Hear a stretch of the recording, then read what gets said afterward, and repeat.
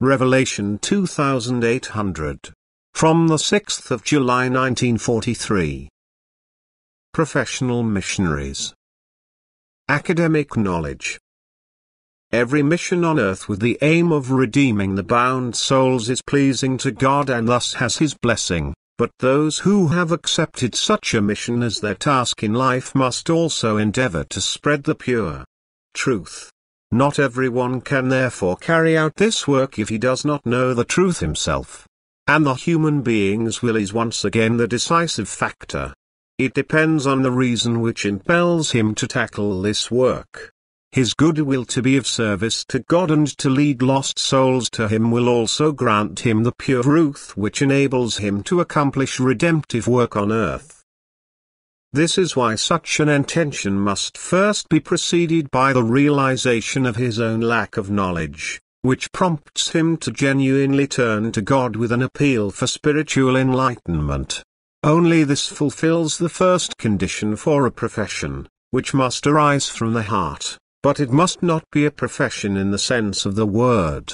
However, the danger of the latter exists once a person deems himself knowledgeable due to academically accepted knowledge which nevertheless does not enable him to work as a teacher, because he does not recognize the truth as yet and therefore cannot pass it on either.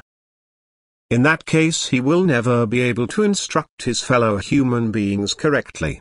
He will not be able to explain the purpose and goal of earthly life to them because he has no knowledge of the very first beginning and the ultimate goal of everything which must take the path across earth. He will merely strictly adhere to dogmatic teachings, which are certainly passed on again academically but which do not stimulate the soul's activity and would be able to awaken its indwelling spirit.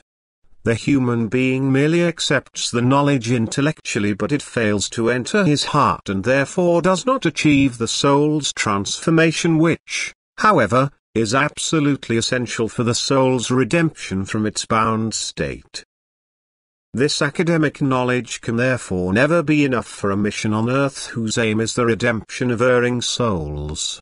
And thus it is also understandable why professional missionaries have such little success unless profound humility towards God and deepest love for their fellow human beings impels them to take up this office.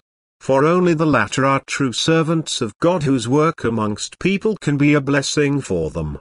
True service to God solely consists of helping to redeem that which had merged from God and separated from Him but which the eternal love will never turn away from. And as soon as a person sets himself this task in life and, in recognition of his own ignorance, desires God's support, he will be of service to God. Then he will be able to fulfill his task conscientiously and successfully. He will fulfill his mission on earth and contribute towards the redemption of the bound souls. Whereas the actual profession of a servant of God is no guarantee that he had first fulfilled the condition and thus he must also be denied the ability of being able to instruct his fellow human beings of the truth.